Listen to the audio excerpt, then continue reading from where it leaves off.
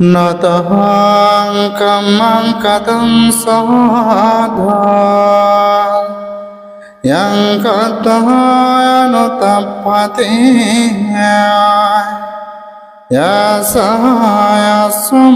यस्मोखरोधः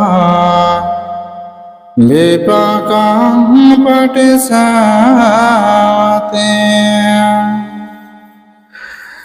तंसः कम्मं कतं साधु यं कत्वाननुतप्यते यस्सः पतितो सोमानो विपाकं पटिशाते एतेन सवचन होतु ते जयमङ्गलते।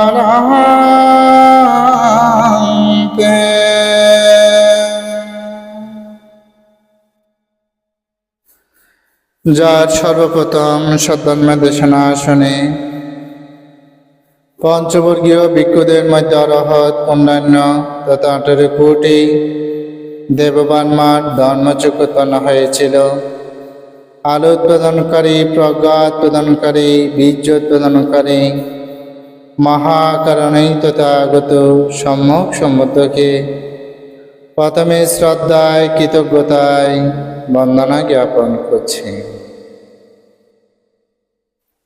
ধর্মপদের গুরুত্বপূর্ণ দুটি কথা এখানে ভাষণ করলাম। নতং কাম্যং কতং সাধু यं कत्वा अनुतप्यते यस्य अस्मुखरोधं विपाकं पटिसेवते।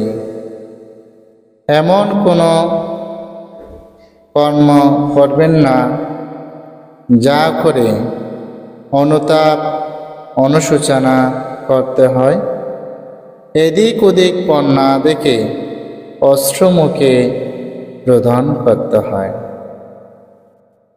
এমন কর্ম করা প্রয়োজন যে কর্মে করলে মহাসুখ মহা আনন্দ লাভ করা যায়, যে পুণ্যের ফল সানন্দে ভোগ করা যায়, সেরকম কর্ম করাই একান্ত প্রয়োজন। বোধিসত্ত্ব জীবনে আমাদের বুদ্ধ তিনি এক সময় কবুতর কোলে জন্মগ্রহণ করেছিলেন। পাপের উদাহরণ দিয়ে ধর্মদেশনা শুরু করছি। তিনি যখন কবুতর কোলে জন্মগ্রহণ করেছিলেন, তার অন্যান্য কবুতর চাইতে তিনি এত সুন্দর, এত গুণের তিনি অধিকারী ছিলেন। সকলেই তাকে ভালোবাসত, সকলে তাকে শ্রদ্ধা করত। তো এক রাজা আমাদের বোধিসত্ত্ব কবুতরকে সেই রাজা রান্না করে তার জন্য একটি প্রাসাদ কুটির নির্মাণ করে দিয়েছিলেন, যাতে আমাদের সেই বোধিসত্ত্ব কবুতর অবস্থান করতে পারে। এভাবে সেই বোধিসত্ত্ব কবুতর যখনই সেখানে অবস্থান করছেন, প্রত্যেক দিন সকালে চলতে চলে যায়, সন্ধ্যার সময় আবার সে রাজ পরিবারে তিনি পদার্পণ করেন। এভাবে জীবন অতিবাহিত করতে করতে এক সময় একটি কাক আমাদের সেই বোধিসত্ত্ব কবুতরকে তিনি দেখলেন। দেখল যে তিনি অত্যন্ত সুখী আছেন, শান্তিতে অবস্থান করছেন, খুব আনন্দে পরমানন্দে তিনি দিন যাপন করছেন এবং সুস্বাদু আহার আমাদের সেই বোধিসত্ত্ব কবুতরকে দেওয়া হচ্ছে। তো একটি কাক এই দৃশ্যগুলো দর্শন করে চিন্তা করলেন, আমি যদি সেই বোধিসত্ত্ব কবুতরের সাথে যদি বন্ধুত্ব করতে পারি, তাহলে আমিও মনে হয় ভালো ভালো সেই আহারগুলো আমি গ্রহণ করতে পারব। এই চিন্তা পোষণ করে তিনি কি করলেন, আমাদের সেই বোধিসত্ত্ব কবুতরকে বলছেন, বন্ধু, আপনি তো মনে হয় ভালো স্থানে থাকেন, আপনি মনে হয় রাজপ্রাসাদে থাকেন, আপনার পাশে কি আমাকে একটু জায়গা দেবেন একটু অবস্থান করার জন্য? তখন সেই বোধিসত্ত্ব কবুতর বলেছিলেন, আমি আপনাকে জায়গা দিতে পারি, কিন্তু আমি রান্না করি আমার অবস্থা, সেখানে আমার একটি কুটির রাজা নির্মাণ করে দিয়েছে, সেখানে আপনিও চাইলে অবস্থান করতে পারেন, কিন্তু সেখানে প্রত্যেক দিন সেখানে মাংস রান্না হয়।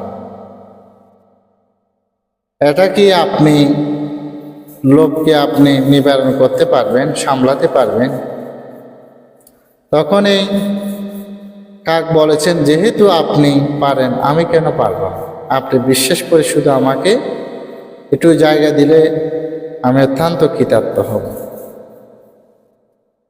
বোধিসত্ত্ব এই কথা বিশ্বাস করে, বোধিসত্ত্ব কবুতর কাকের এই কথা বিশ্বাস করে তাকে স্থান দিয়েছিল। তো প্রত্যেক দিন সকাল উঠে দুজনেই চড়তে চলে যায়, সন্ধ্যার সময় দুজনে আবার ফিরে আসে। এক সময় সেই রান্না করে পাচক, এখনকার সময় তাকে বস্তি বলা হয়, তখনকার সময় এটাকে পাচক বলা হতো। পাচক যারা রান্না করে তাদেরকে পাচক বলা হয়। পাচক যখন মাংস রান্না করছেন, সকাল হলো, মাংস রান্না হচ্ছে, তখন আমাদের বোধিসত্ত্ব কবুতর কাকে বলছেন, বন্ধু চলো ঘুরতে যায়। তখন এই সে কাক বলছেন, বন্ধু আমি যাব না। বলছেন কেন? বলছেন আমার একটু পেটে সমস্যা লাগতেছে, সেজন্য আমি যাব না, আপনি যান। তখন সেই বোধিসত্ত্ব কবুতর বলেছিলেন, বন্ধু আপনার পেটে সমস্যা নয়, যে মাংস রান্না হচ্ছে সেদিকে আপনার চিত্ত অর্থাৎ মন লোভাসক্ত হয়ে সেদিকে দাবমান হয়েছে। কিন্তু সে কাক বোধিসত্ত্ব কবুতরকে বলছিলেন, আপনি যেটা মনে করছেন, আপনি যেটা বলছেন, এটা মোটেও সত্যি নয়। আসলে বোধিসত্ত্ব সত্য কথাটাই বলেছিলেন। বোধিসত্ত্ব কবুতর বলেছিলেন, বন্ধু দেখো, লোভাসক্ত চিত্ত, লোভাসক্ত মন ভালো নয়, পরিণাম কিন্তু তোমার ভালো হবে না। ঠিক আছে, তোমার যেহেতু পেটের সমস্যার কথা বলছো, আর কি আর তোমাকে বল। এই কথা বলেই বোধিসত্ত্ব কবুতর চড়তে গেল। এখন পাচক রান্না শেষ করে, আমরা দেখা যায় যারা রান্না কাজ করি তারা অনেক সময় শরীর থেকে যখন কোনো পানি ঝরে, ঘাম ঝরে, তখন সেগুলো মোছার জন্য বাইরে যায়। যখনই মাংস রান্না করে পাচক একটু বাইরে গেলেন, সঙ্গে সঙ্গে সে কাক মাংস খাবার জন্য ঢাকনা উল্টাতেই বিকট একটি শব্দ হলো। শব্দ হওয়ার সাথে সাথেই সেখানেই পাচক এসে দেখলো যে মাংস খাওয়ার জন্য কাক ঢাকনা ফেলে দিয়েছে। তখনই তাকে সে কাককে এমনভাবে ধরে প্রহার করলো, প্রহার তো বোঝেন, এমনভাবে মারধর করলো, একেবারে সে কাক মৃত প্রায়, এই কিছুক্ষণ থাকবে হয়তো এরকম অবস্থা। এমনভাবে প্রহার করেছেন, মারধর করেছেন। সন্ধ্যা যখন ঘনিয়ে আসলো, আমাদের সেই বোধিসত্ত্ব কবুতর যখন বাসায় প্রবেশ করলো, দেখলো যে কাকের অবস্থা অত্যন্ত শোচনীয়। মনে হয় আর বেশিক্ষণ সেই বাঁচবে না। ঠিকই দেখা গেল কিছুক্ষণ পরেই সেই কাক মৃত্যুবরণ করল। সেখানে বোধিসত্ত্ব কবুতর সম্ভাষণ করেছিলেন, বন্ধু। জীবন্ত অবস্থায় তাকে বললেন, বন্ধু, আমি আপনাকে বলেছিলাম এমন কোনো কাজ করবেন না, এমন কোনো কর্মসৃষ্টি করবেন না যা করে আপনার থেকে অনুতাপ করতে হয়, অনুশোচনা করতে হয়, এদিক ওদিক পণ না দেখে অশ্রুমুখে রোদন করতে হয়। আপনার এই কর্মের কারণেই আজকে আপনার থেকে মৃত্যুর কোলে ঢলে পড়তে হয়েছে। সেজন্য বর্ণিত আছে, লোভে পাপ, পাপে মৃত্যু। সেজন্য প্রথম গাথায় বোধিসত্ত্ব সেই কথাটি উপস্থাপন করেছেন। আমি যেই গাথাটি ধর্মপদ থেকে ভাষণ করেছি, নাতাং কাম্মাং কাতাং সাধু ইয়াং কাত্বা আনুতাপ্পাতি ইয়াসা আশ্রমুখরুদাং বিপাকাং পাটিসেবাতি। এমন কোনো মানুষ এমন কোনো কাজ করবেন না, এমন কোনো কর্ম করবেন না যা করে আপনাকে অনুতাপ, অনুশোচনা করতে হয় এবং কোনো পথ না খুঁজে না পেয়ে আপনাকে অস্ত্রমুখে রোদন করতে হয়। এটা হচ্ছে প্রথম গাতার আলোকে সেই দেশনাটি প্রদান করল। আমাদের ধর্মটা আপনারা সকলে জানেন, কর্মবাদী ধর্ম।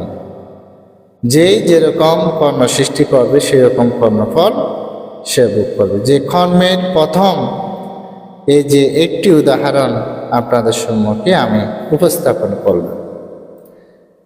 আপনারা সকলেই জানেন, বুদ্ধের জীবন্ত অবস্থায় পাপকর্ম করেছেন, অকুশল কর্ম করেছেন, যার পরিপ্রেক্ষিতে মৃত্যুর পরে 7 জন অবিসি নরকে পদার্পণ করেছেন অকুশল কর্ম করার কারণে। আমরা আসলে মূলত অনেক ধারে আমরা যে অকুশল কর্মগুলো সম্পাদন করে থাকি, কায়োদার, বাক্যধার, মনদার, তিদারে মানুষ এই কর্মগুলো সম্পাদন করে। বুদ্ধ সমকালীন সময় যে 7 জন অবিসি নরকে গিয়েছেন, আমি সংক্ষেপে তাদের একটু করে উদাহরণ এখানে উপস্থাপন করতে চাই। দেবদত্ত মৃত্যুর পরে অবিসি নরকে গিয়েছেন। তার জীবন্ত অবস্থায় তিনি 3টি অকুশল কর্ম সম্পাদন করেছেন। 3টি অকুশল কর্ম কি? বুদ্ধকে ব্যবহার পর্বত হতে পাথর নিক্ষেপ করেছিল, যার পরিপ্রেক্ষিতে বুদ্ধের রক্তপাত হয়েছে। দ্বিতীয়ত তিনি সঙ্গভেদ করেছেন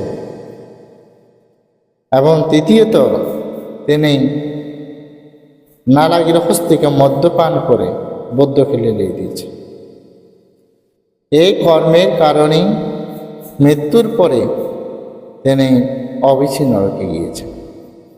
কি কি কারণে গিয়েছেন সেটা শুধুমাত্র কোন কিসের জন্য গিয়েছেন সেটা আমি উপমা প্রদান করব।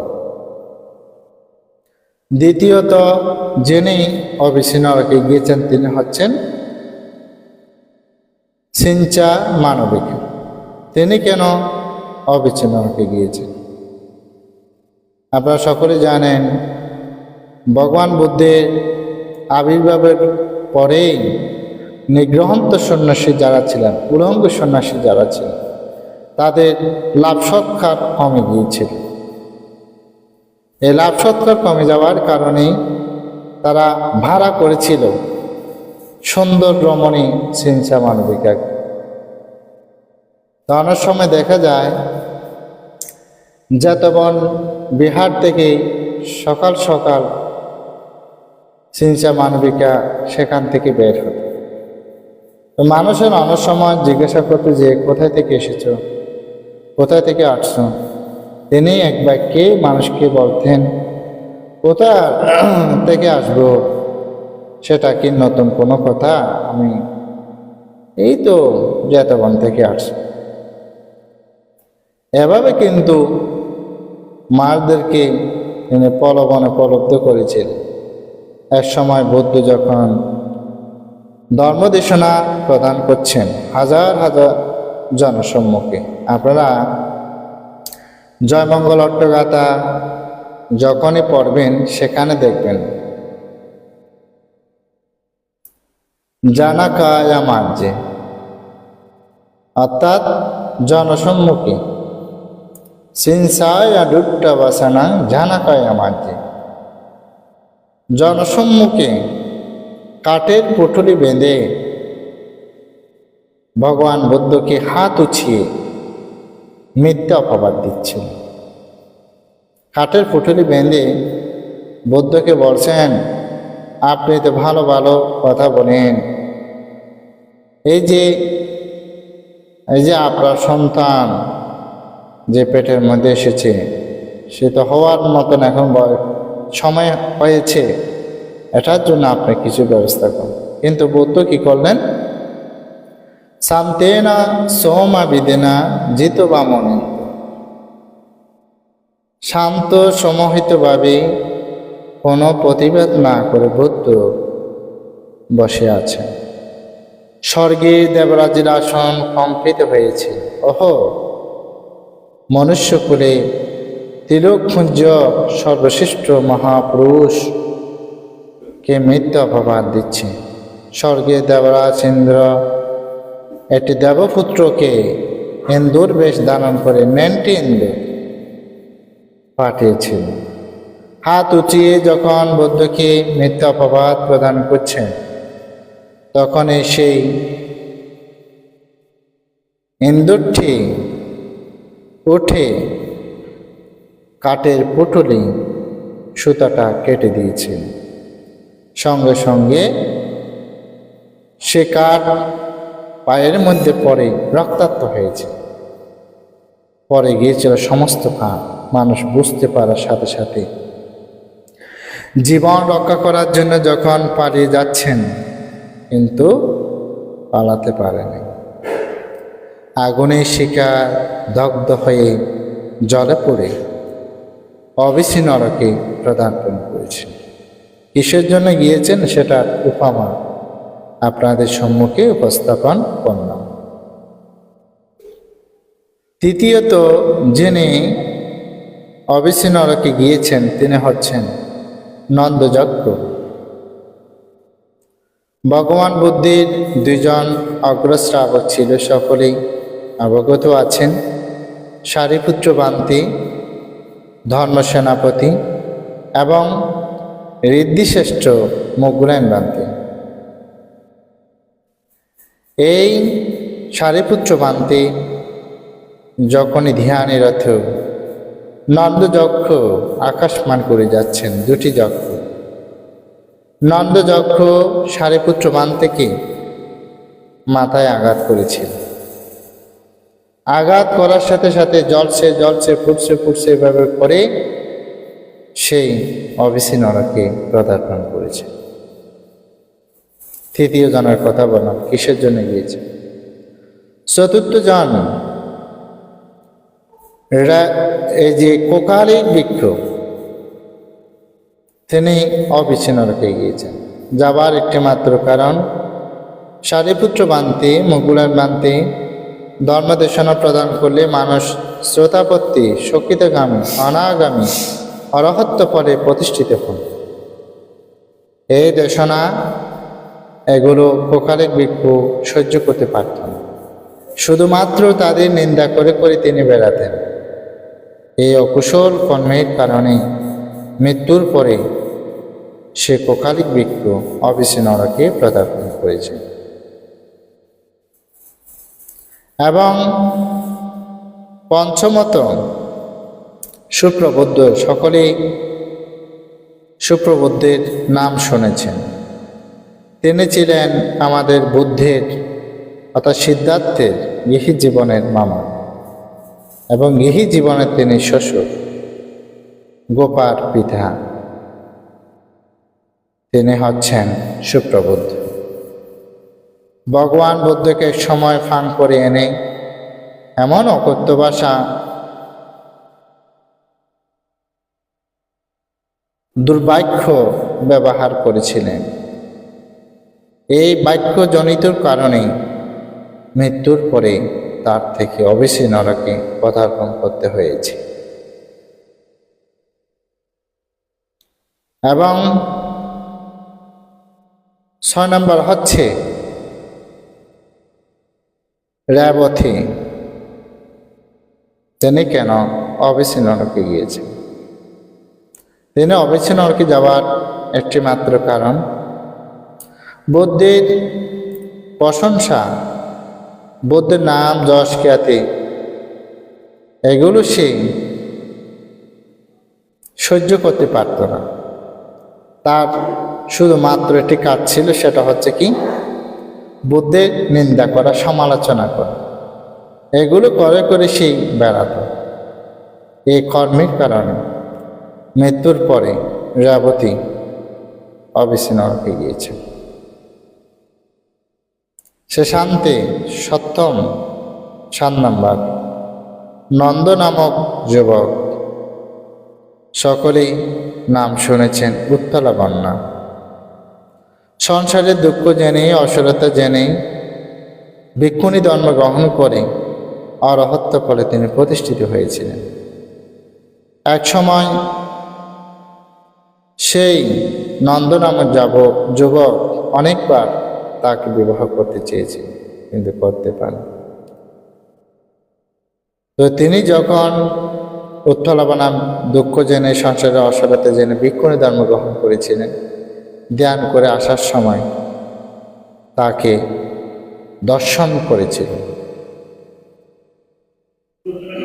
অর্থাৎ এই কর্ম করার কারণেই মৃত্যুর পরে নন্দ নামক যুবক অবশ্যই নরকে গিয়েছেন, দর্শন করার কারণে। তাহলে কর্মের যে ফলের কথা যে বলছে, কাউকে কর্ম রেহাই দেন, এটা বুদ্ধের জীবন্ত অবস্থায় 7 জন যে অবশ্যই নরকে সেটার সারসংক্ষেপে বর্ণনা করল। এবং বোধিসত্ত্ব কবুতর এবং একটি কাকের যে কর্মফলের আমি এখানে সারসংক্ষেপে একটি জাতক উপস্থাপন করলাম। সকলেই জানেন ধর্মপদের প্রথম গাথা বলা হয়েছে চাক্ষাং বা বাহুতপালা, চক্ষুপালস্তবের কথা সকলে যান।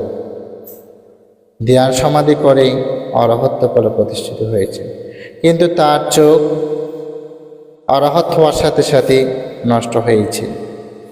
এটা কতগুলো আগন্তুক ভিক্ষু এসে যখন বুদ্ধের কাছ থেকে জিজ্ঞাসা করেছিলাম, বুদ্ধ তখনই বলেছিলেন, হে ভিক্ষুগণ, অতীত জন্মেই এই চক্ষুপালস্তবীর একটি নারীর প্রতি হিংসা বিদ্বেষ উৎপন্ন করে তার চক্ষু দুটির মধ্যে এমন ওষুধ প্রয়োগ করেছিল, যার পরিপ্রেক্ষিতে তার চক্ষু দুটি নষ্ট হয়েছে।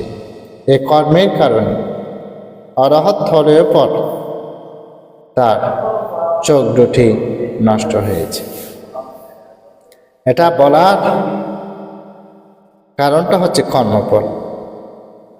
যে যেরকম কর্ম সৃষ্টি করবে সেরকম কর্মফল তার থেকে ভোগ করতে হবে। এটা কর্মফলের উদাহরণ দিন। ঋদ্ধিষষ্ঠ মুখ গুলান বানতে মাথা ঢিল চুলে মাথা পেটে দেওয়ার কারণে ডাকাতেরা দেহকে মুঘলমানদের দেহকে টুকরা টুকরা করেছিল, পিস পিস করেছিল মাংস। দেখেন কর্মের কিরকম নিদান ফল।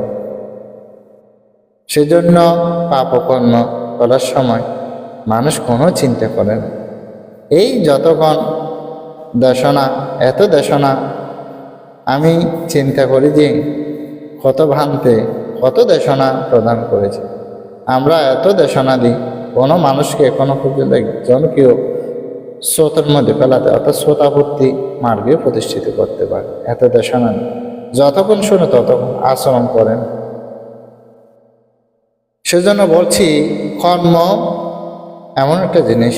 বৌদ্ধ কর্মফল সম্পর্কে যদি আরো বল, 12টি কর্ম বিভাগ করেছে, এগুলো তো সকলে জানি। বৌদ্ধের কোমর ব্যথা করতো, মাথা ব্যথা করতো, গোলা পানি গিয়েছে, এগুলো তো সকলে 6 বছর করে সাধনা করেছে।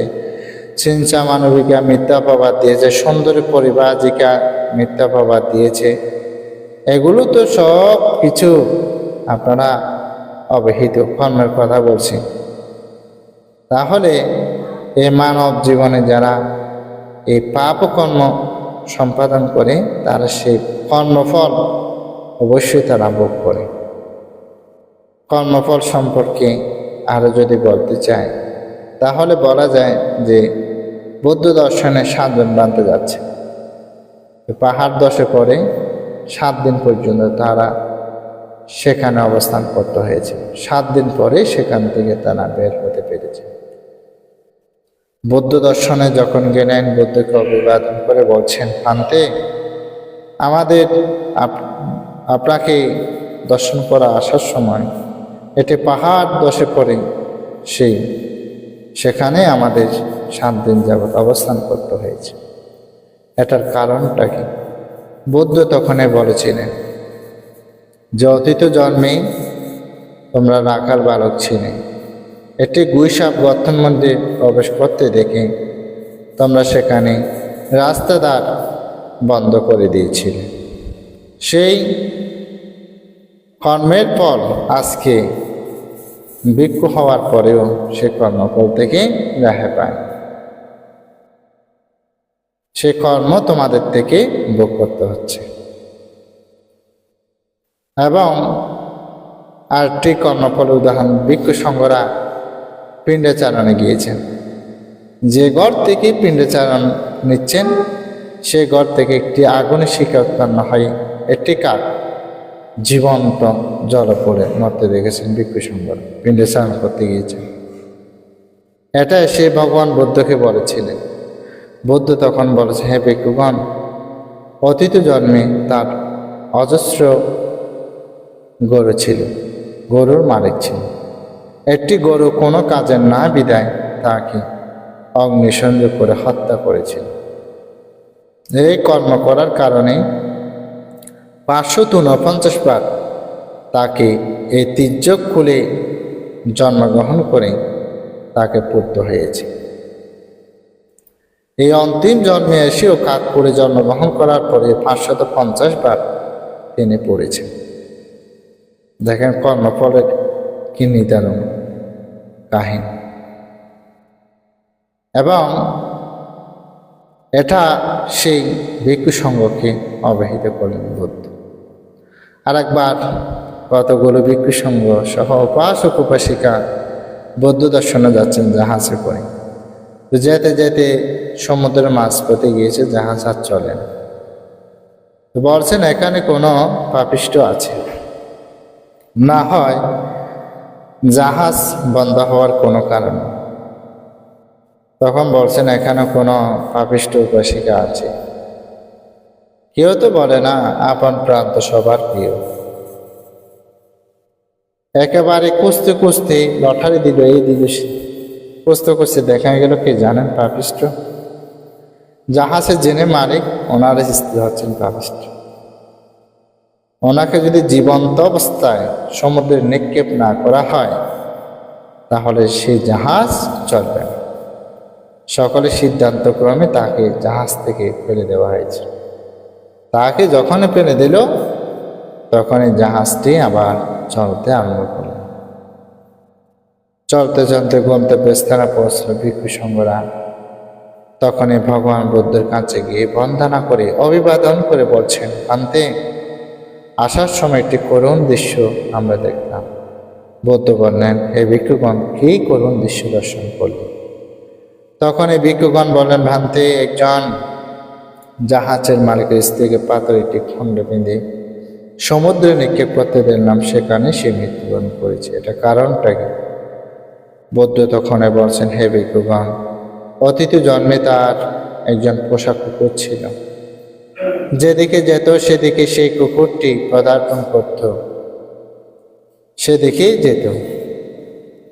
যাওয়ার কারণে সে কুকুরটাও সেদিকে গমন করত। যার কারণে মানুষেরা বলতো কুকুরটা তার স্বামী। এই স্বামী থেকে মুক্ত হওয়ার জন্য, রক্ষা পাওয়ার জন্য জীবন্ত সে কুকুরকে কলসি বেঁধে সমুদ্রে নিক্ষেপ করে মৃত্যুবরণ করেছে।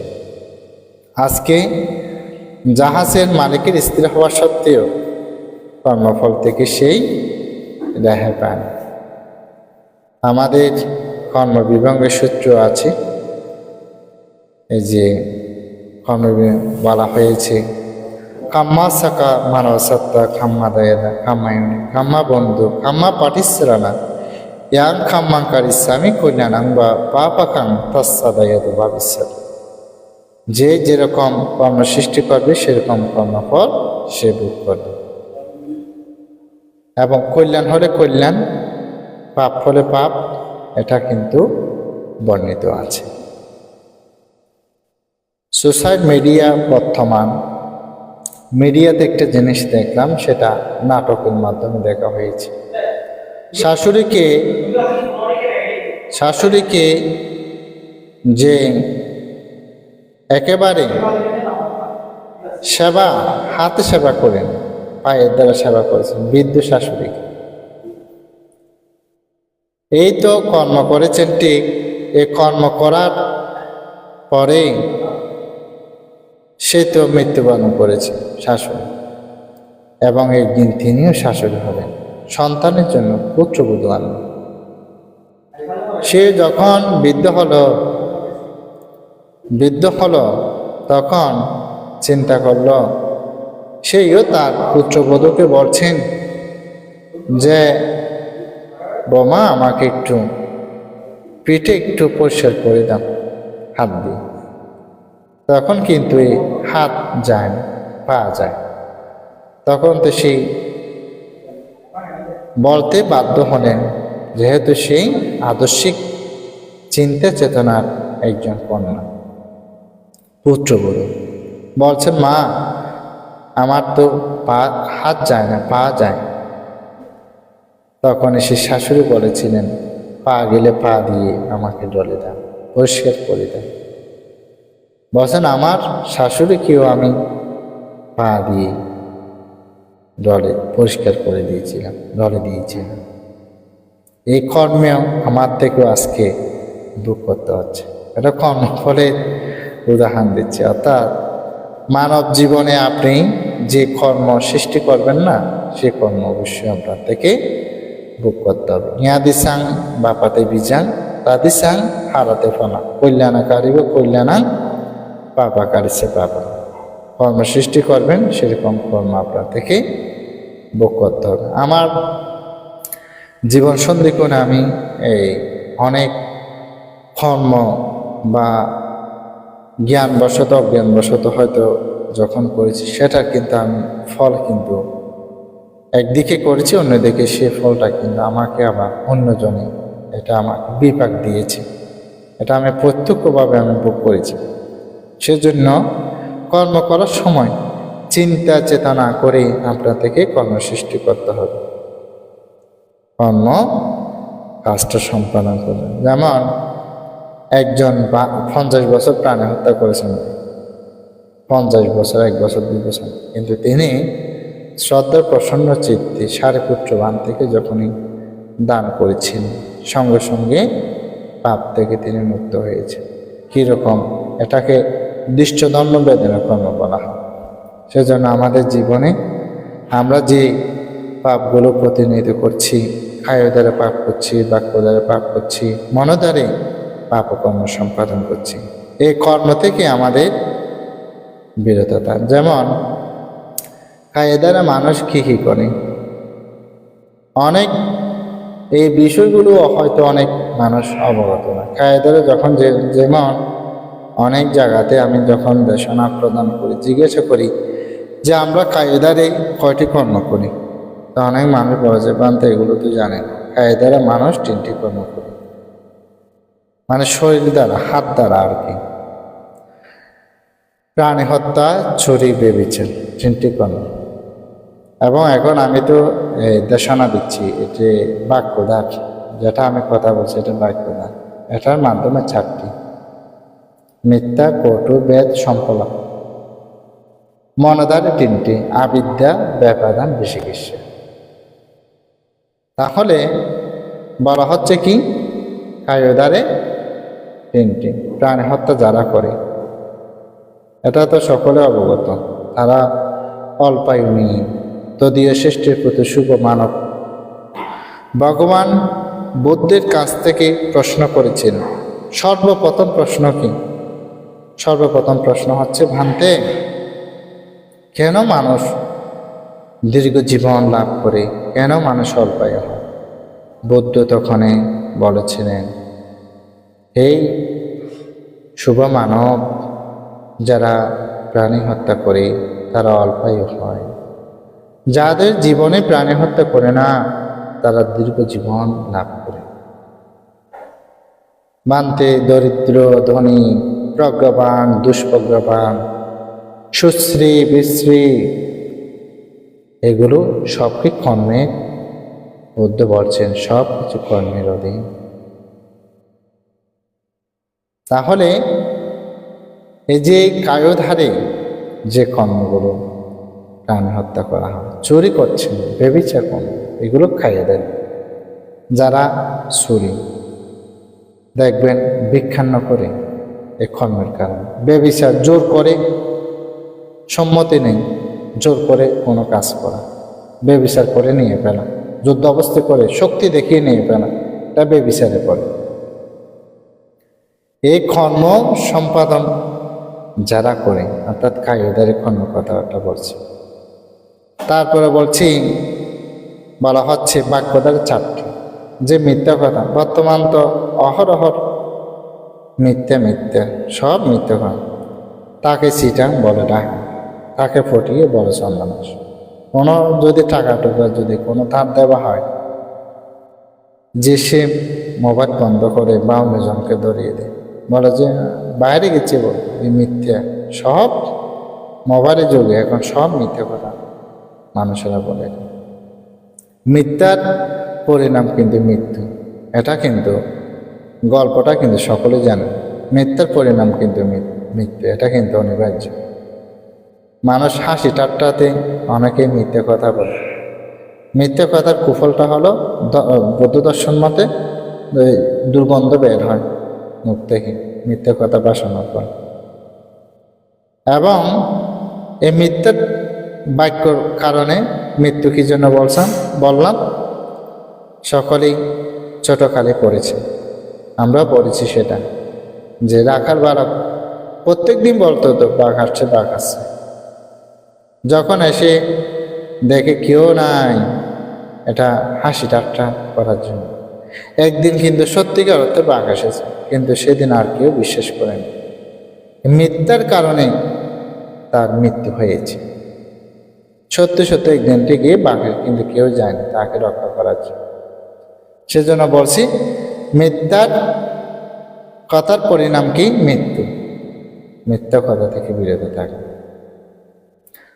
কটু বা কর্কশ বাক্য, এটা খুব, এই অনেক মানুষ দেখি খুব সুন্দর তো চেহারা, বেশি সুন্দর, কিন্তু ওনার কথা মিষ্টি নেই, সুস্বাদু নেই, রুচি নেই।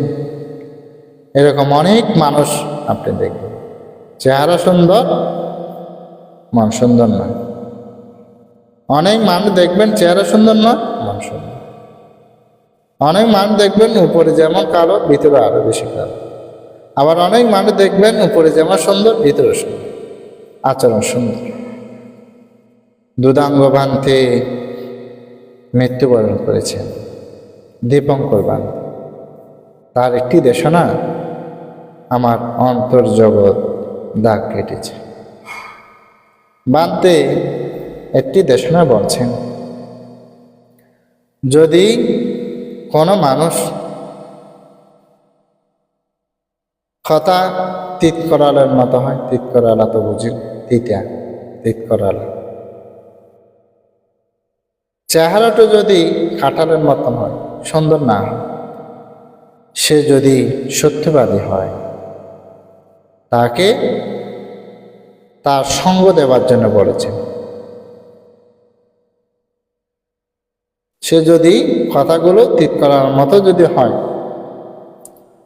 চেহারা যদি কাটানোর মতো হয়, ভাঙাচোরা হয়, সুন্দর না হয়, তার কথাগুলো ধরার জন্য বলছেন এবং তার সাথে সঙ্গ দেওয়ার জন্য বলছেন। আর খারো কথা যদি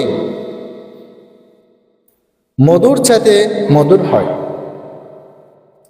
চেহারা যদি চাঁদের চাইতে চাঁদের মতনও হয়, সে যদি দুষ্কৃতিকারে হয়, দুরাচারী হয়, দুঃশীল হয়, তাকে এড়িয়ে চলার জন্য কি সুন্দর বাক্য দেখেছেন। এটাকে বলেছেন কটু বা কর্কশ বাক্য। মানে সুন্দর হোক অসুবিধা নেই, কথা যদি মধুর সাথে মধুর হোক অসুবিধা নেই, চেহারা যদি চাঁদের মতো, সে যদি দুষ্কৃতিকারী হয়, সে যদি প্রবঞ্চকারী হয়, সে যদি দুঃশীল হয়, এড়িয়ে চলা যাবে। আর যিনি যার কথা তিত করা লাগবে, যার চেহারা সুন্দর নয়, সে যদি সত্যবাদী, তাকে সঙ্গ দেওয়ার জন্য বলেছে।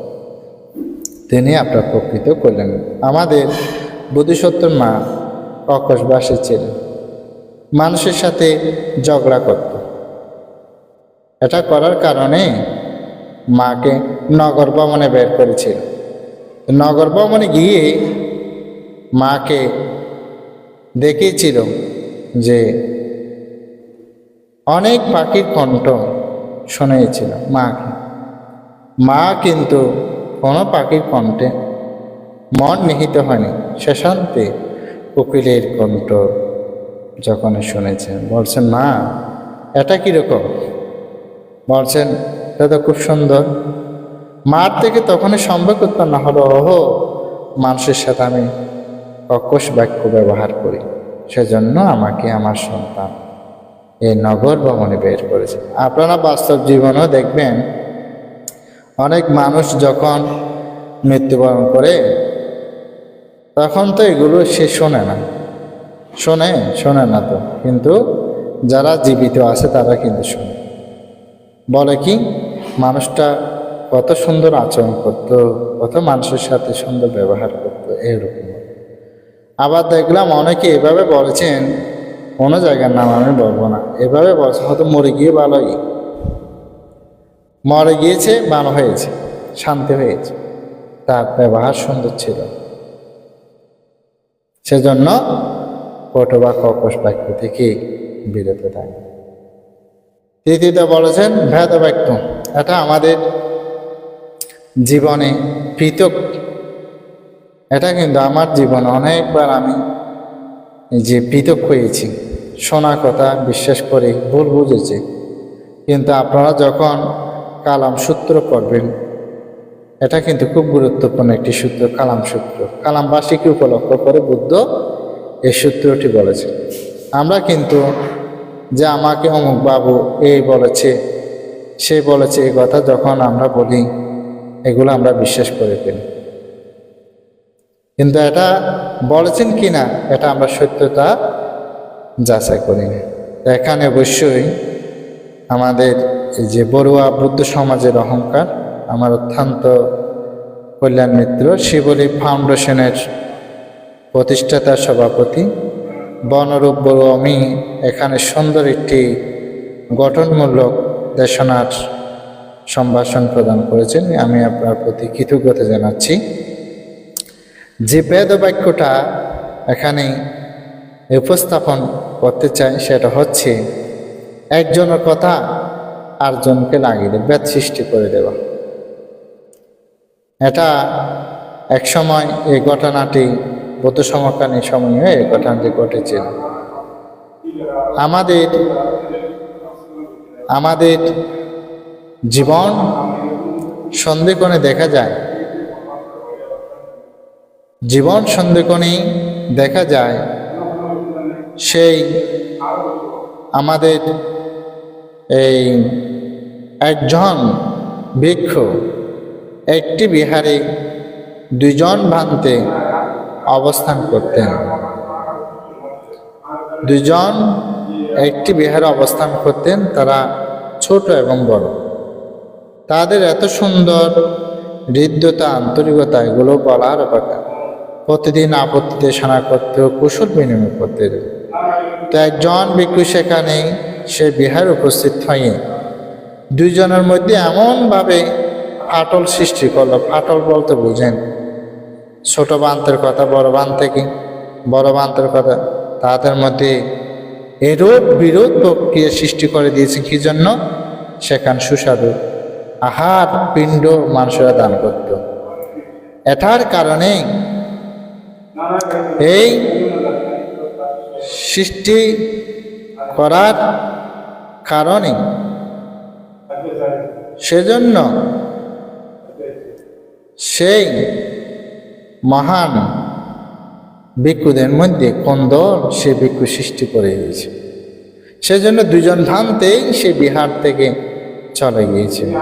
কারো সাথে কারো কোনো কথাবার্তা তাদের মধ্যে নেই। একদিন সেই বিরাট একটি জনসমাবেশে ধর্মদেশনা অনুষ্ঠান চলছিল। সেখানে সে বিহারের দুইজন ভান্তে সেখানে উপস্থিত হয়েছিলেন। সেখানে সে ভিক্ষু সেখানে উপস্থিত হয়েছিলেন। সেখানে উপস্থিত হয়েছিল। তখন তাদের মধ্যে তখনও কিন্তু কোনো কথাবার্তা তাদের মধ্যে নাই। একজনের চোখে আটজন দেখে না, আটজনের চেহারা আটজন চোখে চোখ রাখে না, কোনো একজনকে কেউ দেখে না। কি জন্য? তাদের মধ্যে ভেদ সৃষ্টি করে দিয়েছিল। অর্থাৎ শোনা কথায় তারা নিজেরাই পৃথক হয়ে গিয়েছিল। আমাদের অনেককে আপনারা এভাবে দেখবেন, বিবেচনা নেই। কোনো যে কথাটা হয়েছে বা বলেছে সেটা কখনো বিবেচনা করো না। এটা না করার কারণে অর্থাৎ আমাদের মধ্যে ভেদ সৃষ্টি হয়। আপনারা এই কথাটি, বৃদ্ধ যারা আছে তারা সব কথা এই কথাটি বলে, ছেলে কান নিয়ে গিয়েছে, ছেলের পিছনে আপনি ছুটবেন না, আগে দেখবেন আপনার কানটা আছে কি। আপনার সম্পর্কে কেউ বলেছে বা বলতেই পারে, সেটা উনি বলেছেন কিনা সেটা আপনার থেকে আগে তার থেকে জিজ্ঞাসা করতে হবে। তাহলে আমাদের মধ্যে ভেদ সৃষ্টি হবে। যে ভেদের কথা বললাম, একজনের কথা আরেকজনকে লাগিয়ে দিয়ে। যেমন অনেক মানুষের সাথে আমার খুব ভালো সম্পর্ক আছে, এমনি কোনো মানুষ আমার সাথে কথা বলে না, আমার সাথে কোনো এমনি কথা বলে না, এমনি আলাপ আলোচনা করে না। আমি চিন্তা করলাম এরকম কেন হলো। পরক্ষণে জানলাম বানতে আপনার সম্পর্কে এরকম বলেছেন। তা আমি কি আসলে কি সেরকম, আপনি কি সেরকম শুনেছেন, আমার থেকে জিজ্ঞাসা করেছেন? তখন বলে যে বানতে এটা তো আপনার থেকে জিজ্ঞাসা করা হয়নি। তাহলে দেখুন, কথা শুনে কথা বিশ্বাস করেছেন, কিন্তু কি কথা বলেছে সেটাও আমি জানি। এটাকে বলেছেন বেদ বাক্য, অর্থাৎ সুন্দর একটি সম্পর্ককে নষ্ট করে দেওয়া। তৃতীয় পার্সনে এই কাজগুলো কিন্তু করে। আমার জীবনে আমি দেখলাম অনেক মানুষ, যেমন সম্মুখে অনেক মানুষ দেখবেন খুব প্রশংসা করে, খুব ভালো সাজে, কিন্তু ভিতরে আরেকটি রূপ মানুষের দেখা যায়। সম্মুখে প্রশংসা করে, পরক্ষণে নিন্দা করে, এরকম অনেক মানুষ দেখবে। আমি অবাক হই যে তার সম্মুখে দেখলাম এক আচরণ, পিছনে আরেক আচরণ। মানতে আপনি জানেন না যে আপনাকে সম্মুখে খুব ভালোবাসে, শ্রদ্ধা করবো, কিন্তু প্রকৃতপক্ষে সে করে না। এরকমও অনেকে শুনেছি। তো আমি বললাম যে যার কর্ম সৃষ্টি, যে এতক্ষণ পর্যন্ত এগুলো কর্মের দেশনা দিচ্ছি, যার কর্মতে আমি বলছি না আমার জীবনে আমি কর্ম সৃষ্টি করেছি, এটার ফল আমি কিন্তু পেয়েছি, আমার থেকে সেটা ভোগ করতে হয়েছে। এরকম অনেক কর্মফল আমি ভোগ করেছি। সেজন্য কখনো কোনো সময় একজনের কথা আরেকজনকে লাগিয়ে দিয়ে ব্যাধ সৃষ্টি করবেন। অনন্তপক্ষে জিজ্ঞাসা করবেন যার সম্পর্কে বলছেন। এটাও তো হতে পারে আপনার সাথে আমার সাথে যার সম্পর্ক ভালো আছে, এটা তো অন্যজনের সাথে সম্পর্ক নাও থাকতে পারে। তো সে চাইবে কি যেন ব্যাধ সৃষ্টি করে দেওয়া, কোনোরকমভাবে কোনো কথা বলে শত্রুতা আমি সৃষ্টি করে দেওয়া। এরকম অনেকে দেখবে। আমার সম্পর্কে আমি বলছি যে আপনাদের সম্পর্কে অনেককে অনেক ধরনের কথা বলেছে, এমনি এমনি কথা বলে না। যখন জিজ্ঞাসা করি যে উপাসক আপনি কথা কেন বলছেন না, ভান্তে আপনার সম্পর্কে এই ধরনের কথা বলছেন, তা আপনি কি আমার থেকে জিজ্ঞাসা করেছেন? তখন বলে যে না ভান্তে, এটা তো অনন্তপক্ষে ব্যাধ যেন আমাদের সৃষ্টি না হয়, আপনার থেকে যার সম্পর্কে বলে তার থেকে আগে জিজ্ঞাসা করতে। এই যে কালাম সূত্রের কথা বল, কালামবাসী পূজা করতে করতে, চৈত্য নির্মাণ করতে করতে, এগুলো করতে করতে দেখা যায় একেবারে দেখলাম তারা অতিষ্ঠ হয়ে গেছে। তখনই ভগবান বুদ্ধকে বলছেন, মানতে এক এক পণ্ডিতকে এসে এক এক ধরনের কথা, কোনটা গ্রহণ করবো আমরা? ভগবান বুদ্ধ তখনই বলেছিলেন, হেই কালামবাসীগণ, চোখে যেটা দেখবে, কানে যেটা শুনবে, সেটা তোমরা কি করবে? গ্রহণ করবে। আমরা সেজন্য বন্দনার সময় বলি, এপাসি কোপার নাইকো পাচ্ছে থাং বেদিতাম, এসো দেখো, বিচার বিশ্লেষণ করে দেখো, যেটা গ্রহণ লাগে, ভালো লাগে, সেটা তুমি কি করো? গ্রহণ করো। তাহলে আমাদের জীবনে যে ভেদ সৃষ্টি হয় কথার মাধ্যমে, একজনের কথা, এটা যেন না। চতুর্থ বলেছেন সম্পলাপ। এটাকে সম্পলাপ বলতে বাসাল।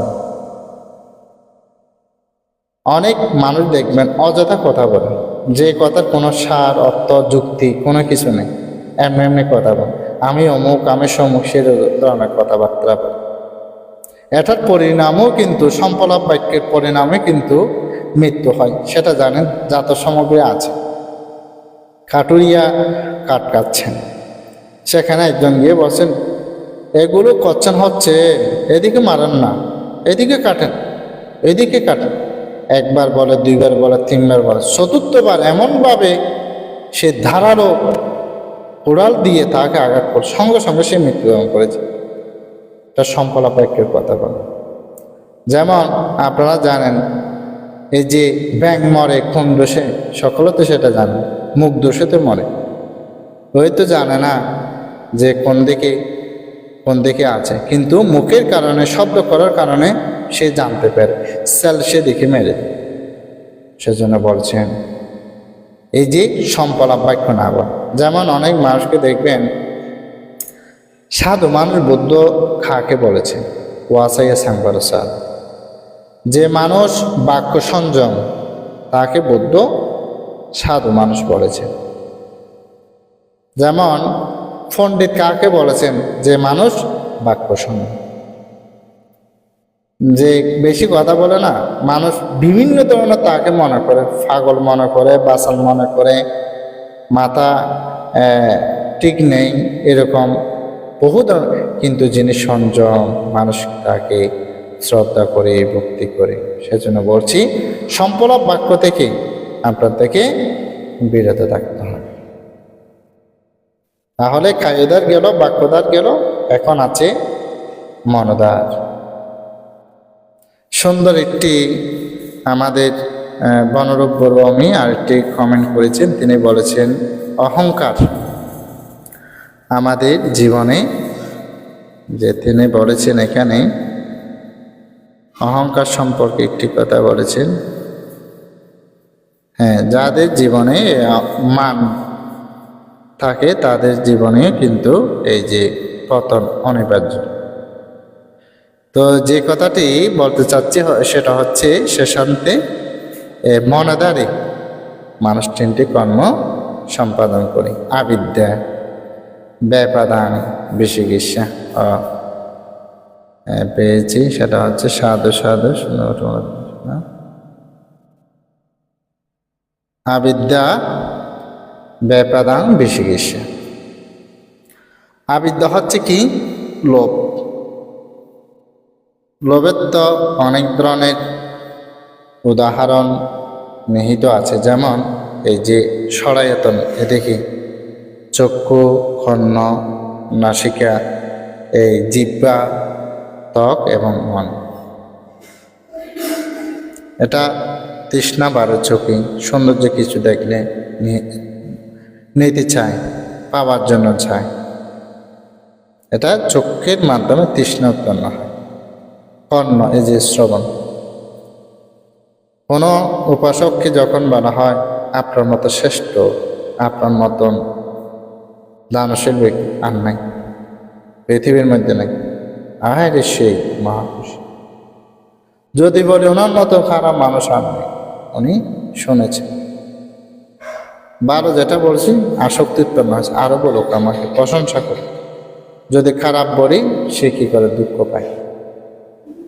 চক্ষু,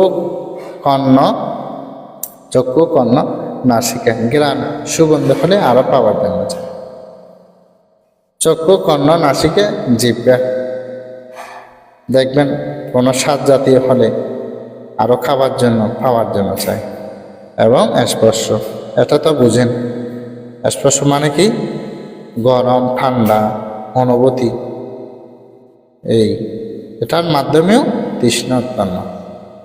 এবং মন, মানুষের জীবনে এগুলো পাঁচটা জিনিস মানুষ মোটামুটি বাঁধতে পারে বা ধরতে পারে: চক্ষু, কর্ণ, নাসিকা, জিহ্বা। এগুলো কিন্তু একটা জিনিস মানুষ দমন করতে পারেন, ধরতে পারেন।